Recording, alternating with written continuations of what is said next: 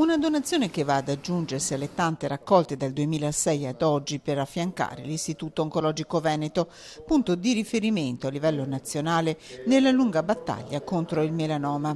I fondi consegnati serviranno per l'acquisto di un macchinario per l'elettrochemioterapia, una terapia innovativa che attacca le metastasi superficiali che non si possono trattare con la chirurgia.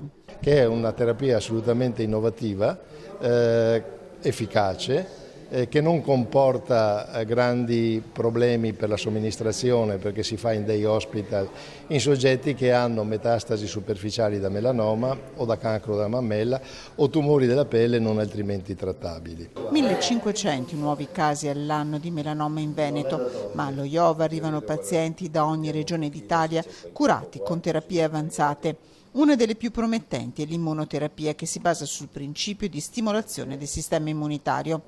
Ma la prima prevenzione, quella che permette di limitare i fattori di rischio, è sicuramente un corretto rapporto con il sole. Basta andare nelle spiagge e si capisce subito quali sono gli errori da evitare. Star fermi tante ore al sole nelle ore centrali della giornata, non proteggersi con delle creme che filtrano le radiazioni solari significa farsi del male, non solo nei confronti del melanoma ma anche di altri tumori cutanei e comunque dell'invecchiamento della pelle.